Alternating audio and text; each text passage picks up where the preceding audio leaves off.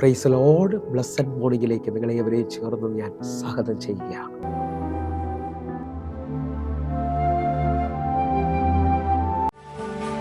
യേശുവിൻ കൂടെയുള്ള യാത്ര ആനന്ദമേ, ആത്മാവോട് ചേർന്നിരുന്നാൽ ഭയമില്ലയേ. യേശുവിൻ കൂടെയുള്ള യാത്ര ആനന്ദമേ, ആത്മാവോട് ചേർന്നിരുന്നാൽ ഭയമില്ലയേ. അൻപീറുന്ന കൈകളാൽ അത്ഭുതമായി നടത്തിടും മാധുര്യമേറും മൊഴികളാൽ തൻ സ്നേഹം എന്നോട് പങ്കുവയ്ക്കും. ഒറ്റയ്ക്കു വിടുകയില്ല, മടുത്തു മാറുകയില്ല. ഒറ്റയ്ക്കു വിടുകയില്ല, മടുത്തു മാറുകയില്ല. അന്ത്യം വരെ ആ ചുടുമതി യേശുവിൻ്റെ കൂടെ മതി. അന്ത്യം വരെ ആ ചുടുമതി യേശുവിൻ്റെ കൂടെ മതി.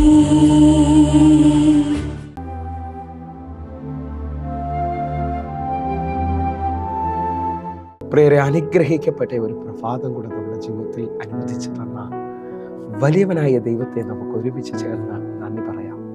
എത്ര പേർ പറയും, ഞാൻ നിന്നതല്ല, എൻ്റെ ദൈവം എന്നെ നിർത്തിയതാണ്.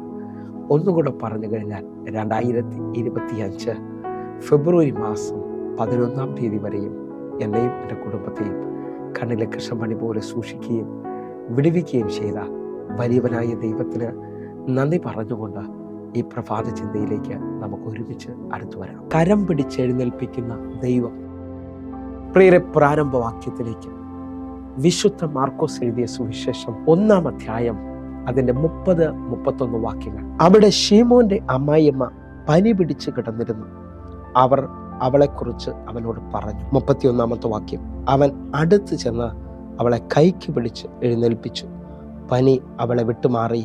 അവൾ അവരെ ശുശ്രൂഷിച്ചു. പ്രിയരെ, പ്രഭാതത്തിൽ ദൈവം നമ്മോട് ഇടപെട്ട അനുഗ്രഹിക്കപ്പെട്ട വചനത്തിനായി നമുക്ക് ഒരുമിച്ച് ചേർന്ന് ദൈവത്തിന് നന്ദി പറയാം.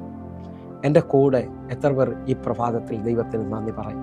ഞാൻ നിങ്ങൾ വായിച്ചു കേട്ട വചനം എനിക്കും നിങ്ങൾക്ക് സുപരിചിതമാണ്. പത്രോസിന്റെ അമ്മായിയമ്മയെ, പനിയായി കിടക്കുന്ന ആ മകളെ എൻ്റെ കർത്താവ് അടുത്ത് ചെന്ന് കരം പിടിച്ചെഴുന്നേൽപ്പിക്കുന്ന ഭാഗമാണ് ഞാൻ നിങ്ങൾ കേട്ടത്. ഒന്നുകൂടെ അതിൻ്റെ ആഴ ശ്രദ്ധിക്കാമെങ്കിൽ, കർത്താവിനോട് അവളെക്കുറിച്ച് അവളുടെ അവസ്ഥ പറയുകയാണ്. വാസ്തവമായിട്ട് ഈ പ്രഭാതത്തിൽ എന്നെ കേൾക്കുന്നവരെ, നമ്മുടെ അവസ്ഥകൾ കർത്താവിനോട് പറഞ്ഞാൽ ആ അവസ്ഥയ്ക്ക് മാറ്റം തരുന്ന ഒരു ദൈവത്തെയാണ് ഞാനിതുപോലെ സേവിക്കുന്നത്. കർത്താവിനോട് അവർ വ്യക്തമായി പറഞ്ഞു, പനിയാണ്, അവൾ ചില ദിവസങ്ങളായി ദീനമായി കിടക്കുകയെന്ന് പറഞ്ഞപ്പോൾ കർത്താവ് അടുത്ത് ചെന്ന് അവളെ കൈക്ക് പിടിച്ച് എഴുന്നേൽപ്പിച്ചതാണ് ആ വചനം കാണുന്നത്. ഈ കാലഘട്ടത്തിൽ പനിയും പകർച്ചവ്യാധിയൊക്കെ നമ്മുടെ നടുവിൽ നിൽക്കുമ്പോൾ ലോകപ്രകാരം മനുഷ്യരാരും രോഗികളുടെ അടുക്കലേക്ക് പോകാൻ പറ്റാത്ത സമയത്ത് അല്ലെങ്കിൽ മടിക്കുന്ന സമയത്ത് എൻ്റെ കർത്താവിൻ്റെ പ്രത്യേകത, ഏത് രോഗത്തിൻ്റെ അനുഭവത്തിലും എൻ്റെ കർത്താവ് നിൻ്റെ അടുക്കൽ വരും.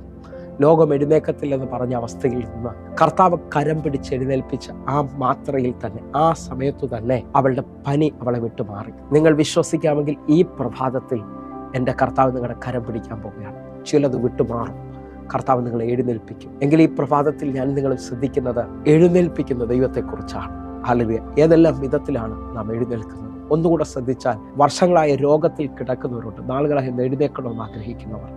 ഈ വചനം നിങ്ങൾ ശ്രദ്ധിക്കാമെങ്കിൽ നിങ്ങൾ ആ രോഗശയ്യയിൽ നിന്ന് കർത്താവിൻ്റെ ശബ്ദത്താൽ നിങ്ങൾ എഴുന്നേൽക്കാൻ പോവുകയാണ്. വായിച്ചു കേട്ട വാക്യത്തിനകത്ത് പത്രോസിന്റെ അമ്മായിയമ്മ പനിയായി കിടക്കുന്നു. കർത്താവ് കരം പിടിച്ചെഴുന്നേൽപ്പിച്ചത് കാണാൻ കഴിയുന്നു. യോഹന്നാന്റെ സുവിശേഷം 5-ാം അധ്യായം ഞാൻ നിങ്ങൾ ശ്രദ്ധിച്ചാൽ, ആ കുളക്കടവിൽ 38 വർഷമായി രോഗം പിടിച്ചു കിടക്കുന്ന ഒരു മനുഷ്യനെ കാണാം. ആരും സഹായിക്കാനില്ലാത്തവൻ. എന്നാൽ എൻ്റെ കർത്താവ് വർഷങ്ങളുടെ പഴക്കം നോക്കാതെ അവനെ കർത്താവ് നേരിട്ട് വന്ന് എഴുന്നേൽപ്പിക്കുന്നത് കാണാൻ കഴിയും. വിശ്വസിക്കാമെങ്കിൽ ഇന്ന് കാലതാമസമോ വർഷങ്ങളുടെ പഴക്കമോ നോക്കാതെ എൻ്റെ കർത്താവ് നിങ്ങളെ എഴുന്നേൽപ്പിക്കാൻ പോവുകയാണ്. ഈ മാസം എഴുന്നേൽപ്പിൻ്റെ മാസമാണ്. കർത്താവ് നിശ്ചയമായി നിങ്ങളെ എഴുന്നേൽപ്പിക്കും. രോഗികളായി ഭാരപ്പെടുന്നവരെ ശ്രദ്ധിക്കുന്നുണ്ടെങ്കിൽ, യാക്കോബിൻ്റെ ലേഖനം 5-ാം അധ്യായം അതിൻ്റെ 15-ാമത്തെ വാക്യം പറയുന്നു, വിശ്വാസത്തോടുള്ള പ്രാർത്ഥന ദീനക്കാരനെ രക്ഷിക്കും, കർത്താവ് അവനെ എഴുന്നേൽപ്പിക്കും. വിശ്വസിക്കാൻ പറ്റുമെങ്കിൽ നിങ്ങൾ വിശ്വസിച്ചുകൊണ്ട് ഈ മിനിറ്റുകൾ പ്രാർത്ഥിക്കുക. എൻ്റെ കർത്താവ് ദീനക്കാരനെ രക്ഷിക്കുക മാത്രമല്ല എൻ്റെ ദൈവം നിന്നെ എഴുന്നേൽപ്പിക്കാൻ പോവുകയാണ്. രോഗത്തിൽ നിന്ന് പൂർണ്ണമായും എഴുന്നേൽപ്പിക്കുന്ന ദൈവം. കർത്താവിൻ്റെ വലിയ വിശ്വസ്തതയ്ക്കായിട്ട് നമുക്ക് ഈ പ്രഭാതത്തിൽ നന്ദി പറയാം. രണ്ടാമത്തെ മേഖലയാണ് അല്ലെങ്കിൽ നാളുകളായിട്ട് ചിലവർ നിങ്ങൾ എഴുന്നേൽക്കാത്ത രീതിയിൽ ചിലവരെ വാക്കുകൾ നെഗറ്റീവായിട്ട് നിങ്ങളെ ഇരുത്തിയിട്ടുണ്ടാകാം, നിങ്ങളെ ഭയപ്പെടുത്തിയിട്ടുണ്ടാകാം. ബൈബിൾ ആഴമായി ശ്രദ്ധിക്കുന്നവർക്കറിയാം, മാർക്കോസിന്റെ സുവിശേഷം 10:47 തുടങ്ങിയുള്ള വാക്യങ്ങളിൽ തിമായിയുടെ മകനായ ബർത്തിമായി ഇതാ റോഡിന്റെ വക്കിലിരുന്ന് ദാവീദ് പുത്ര എന്നോട് കരുണ തോന്നണേ എന്ന് പറഞ്ഞ് നിലവിളിക്കുകയാണ്. നിലവിളിക്കുമ്പോൾ 48 വാക്യം, മിണ്ടാതിരിപ്പാൻ പലരും അവനെ ശാസിച്ചിട്ടും ദാവീദ് പുത്ര എന്നോട് കരുണ തോന്നണമേ എന്ന് അവൻ ഏറ്റവും അധികം നിലവിളിച്ചു പറഞ്ഞു. മിണ്ടാതിരിക്കാൻ പലരും അവനോട് പറയുകയാണ്. കാരണം അവന്റെ എഴുന്നേൽപ്പ് ആഗ്രഹിക്കാത്ത ഒരു കൂട്ടം ആൾക്കാർ അവന് വേണ്ടിയല്ല യേശു വന്നതെന്ന് പറയുന്നുണ്ട്. അപ്പോൾ മാനുഷിക ശബ്ദം നിങ്ങളെയും എന്നെയും ഇരുത്തുന്നതാണ്. ഒന്നുകൂടെ പറഞ്ഞു കഴിഞ്ഞാൽ മാനുഷിക ഭയം എന്നെയും നിങ്ങളെ നിരാശപ്പെടുത്തുന്നതാണ്. 1 രാജാക്കന്മാരുടെ പുസ്തകം 19 അധ്യായത്തിൽ ഇസബേല് ഏലിയാവിനെ വെല്ലുവിളിക്കുന്നത് കാണാൻ കഴിയും. 1 രാജാക്കന്മാരുടെ പുസ്തകം 19 അധ്യായം അതിന്റെ 2 വാക്യം. ഇസബേൽ ഏലിയാവിന്റെ അടുക്കൽ ഒരു ദൂതനെ അയച്ചു. നാളെ ഈ നേരത്ത് ഞാൻ നിന്റെ ജീവനെ അവരിൽ ഒരുത്തന്റെ ജീവനെ പോലെ ആക്കുന്നില്ല എങ്കിൽ ദേവന്മാർ എന്നോട് തക്കവണ്ണം അധികവും ചെയ്യട്ടെ എന്ന് പറയിച്ചു. നിങ്ങൾ ഈ വചനത്തെ ശ്രദ്ധിച്ചു നോക്കിയേ. ഏലിയാവിന്റെ അടുക്കലേക്ക് ഇസബേൽ ഒരു ദൂതനെ അയച്ചിട്ട് പറയാണ്, നാളെ ഈ നേരത്ത് അവരെ പോലെ നിന്റെ ജീവിതവും ഞാൻ ആക്കി തീർക്കും. 3 വാക്യം, അവൻ ഭയപ്പെട്ട് ജീവരക്ഷയ്ക്കായി പുറപ്പെടുന്നത് കാണാൻ കഴിയുന്നു. അവന്റെ ഉള്ളിൽ ഭയങ്കര ഭയം വന്നു. ജീവിതം മടുത്തു പോയതുപോലെ തോന്നി. ഇന്നും അനേകരുടെ വാക്കുകൾ, നിങ്ങളുടെ ജോലി സ്ഥലത്ത് നിങ്ങളുടെ മേലധികാരികൾ നിങ്ങളെ ഭയപ്പെടുത്തിയിട്ടുണ്ടാകാം. നിങ്ങളുടെ അയലത്തുകാർ, നിങ്ങളുടെ ബന്ധുക്കാർ ചില ശാപവാക്കുകൾ പറഞ്ഞ് നിങ്ങളുടെ വാതിലുകൾ അടച്ചിട്ടുണ്ടാകാം. എന്നാൽ ദൈവത്തിന്റെ ശബ്ദം നിന്നെ എഴുന്നേൽപ്പിക്കുന്നതാ. നിന്റെ പ്രാർത്ഥനയും നിലവിളിയും എൻ്റെ കർത്താവിനെ നിന്റെ അടുക്കലേക്ക് കൊണ്ടുവരുന്നതാ. നിങ്ങൾ നോക്കെ, തിമായിയുടെ മകനായ ബർത്തിമായി യേശുവേ ദാവീദ് പുത്ര എന്നോട് കരുണ തോന്നുന്നെന്ന് പറഞ്ഞപ്പോൾ അനേകർ അവനോട് പറഞ്ഞു മിണ്ടാതിരിക്കാൻ. എന്നാൽ അവന്റെ നിലവിളി അധികമായപ്പോൾ, അവന്റെ നിലവിളിയുടെ ശബ്ദം ഉയർന്നപ്പോൾ യേശു കർത്താവ് നിന്നു. അവനെ വിളിക്കുവാൻ പറഞ്ഞു. വിശ്വസിക്കാമെങ്കിൽ ഈ പ്രഭാതത്തിൽ എൻ്റെ കർത്താവ് നിന്റെ വാക്കിനകത്ത് ഉത്തരം അരുളാൻ പോവുകയാണ്, നിന്നെ എഴുന്നേൽപ്പിക്കാൻ പോവുകയാണ്. 3ാമത്തെ ഭാഗം ശ്രദ്ധിക്കാൻ പറ്റുമെങ്കിൽ ശ്രദ്ധിച്ചോ. നിങ്ങളുടെ കടബാധ്യതയിൽ നിന്ന്, നിങ്ങളുടെ താഴ്ചയിൽ നിന്ന് എൻ്റെ കർത്താവ് നിങ്ങളെ എഴുന്നേൽപ്പിക്കാൻ പോകും. 113 സങ്കീർത്തനം അതിന്റെ 7 വാക്യം, അവൻ എളിയവനെ പൊടിയിൽ നിന്ന് എഴുന്നേൽപ്പിക്കുകയും ദരിദ്രനെ കുപ്പയിൽ നിന്ന് ഉയർത്തുകയും ചെയ്തു. വിശ്വസിക്കാമെങ്കിൽ ഈ പ്രഭാതത്തിൽ ഈ വാക്യത്തെ സ്വീകരിക്കുക. നാളുകളായി കടബാധ്യതയിൽ നിൽക്കുന്നവർ, സാമ്പത്തികമായി വഴി തുറക്കാത്തവർ ഈ പ്രഭാതത്തിൽ ഈ വാക്യത്തെ ഏറ്റെടുക്കണം. അവൻ എളിയവനെ പൊടിയിൽ നിന്ന് എഴുന്നേൽപ്പിക്കുകയും ദരിദ്രനെ കുപ്പയിൽ നിന്ന് ഉയർത്തുകയും ചെയ്യും. നിങ്ങൾ വിശ്വസിക്കാമെങ്കിൽ സ്ഥിതിക്ക് മാറ്റം വരുത്തുന്ന, സാമ്പത്തികമായി ഉയർച്ച തരുന്ന, അവസ്ഥകൾക്ക് മാറ്റം വരുത്തുന്ന ദൈവം ഇന്ന് നിങ്ങളെ എഴുന്നേൽപ്പിക്കാൻ പോകും. 4ാമത്തെ ചിന്ത, അഭിഷേകം നിന്റെ മേളിൽ വന്നാൽ നീ എഴുന്നേറ്റിരിക്കും.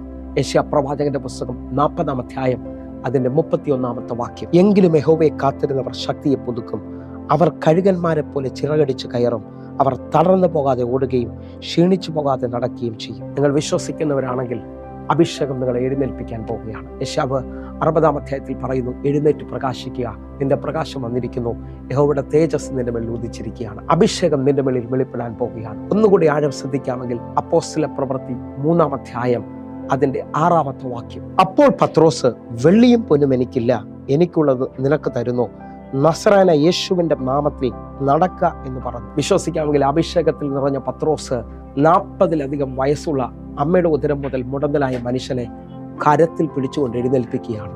ദൈവശബ്ദം, ദൈവിക അഭിഷേകം നിങ്ങളെ എഴുന്നേൽപ്പിക്കുന്നതാണ്. എത്ര പേർ എൻ്റെ കൂടെ ചേർന്ന് വിശ്വസിച്ചുകൊണ്ട് പറയും, ഈ പ്രഭാതം ഒരു എഴുന്നേൽപ്പിന്റെ പ്രഭാതമാണ്. കർത്താവെ, അടുത്തു വന്ന് ഞങ്ങളെ എഴുന്നേൽപ്പിക്കുന്നതിനായി സ്തോത്രം. അങ്ങയുടെ കരം വെളിപ്പെടുന്നതിനായി ഞാൻ കണ്ണുകളൊന്ന് അടയ്ക്കാം, പ്രാർത്ഥിക്കാം. ഞങ്ങളെ സ്നേഹിക്കുന്ന ഞങ്ങളുടെ നല്ല കർത്താവെ, പൂർണ്ണ ഹൃദയത്തോടെ ഞങ്ങൾ ഒരുമിച്ച് ചേർന്ന് പ്രാർത്ഥിക്കുന്നു. എഴുന്നേൽക്കാൻ ആഗ്രഹിക്കുന്നവർ മുഴുവൻ എഴുന്നേൽക്കട്ടെ അപ്പ. അങ്ങയുടെ കരം വെളിപ്പെടട്ടെ, അത്ഭുതം സംഭവിക്കട്ടെ. യേശുവിൻ്റെ നാമത്തിൽ ഞാൻ ഈ മക്കൾക്ക് വേണ്ടി പ്രാർത്ഥിക്കുന്നു. ഒരു വലിയ എഴുന്നേൽപ്പിന്റെ ശക്തി ഇവരുടെ മേളിൽ വ്യാപരിക്കട്ടെ. കർത്താവ് ഇവരെ അനുഗ്രഹിക്കുന്നു. ആമേൻ. പ്രിയരേ, ഈ പ്രഭാത സന്ദേശം നിങ്ങൾക്ക് അനുഗ്രഹമായി ഞാൻ വിശ്വസിക്കുകയാണ്. വേഗത്തിൽ തന്നെ നമ്മുടെ യൂട്യൂബ് ചാനൽ സബ്സ്ക്രൈബ് ചെയ്യും, ഫേസ്ബുക്കിലേക്ക് നിങ്ങൾ ജോയിൻ ചെയ്യണമെന്ന് ഓർപ്പിക്കുന്നു. അതുപോലെ ഈ കാണുന്ന നമ്പറുകളിൽ വിളിച്ച് നിങ്ങളുടെ പ്രാർത്ഥനാ വിഷയങ്ങൾ അറിയിക്കണമെന്ന് ഓർപ്പിക്കുന്നു.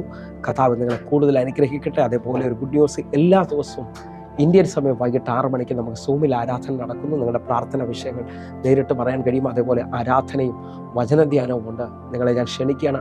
ആയിരങ്ങൾക്ക് അത് വിടുതലായിട്ടുണ്ട്. നിങ്ങൾ കടന്നു വരണമേ. കർത്താവ് നിങ്ങളെ അധികത്തിൽ മാനിക്കട്ടെ. God bless you. ആമേൻ.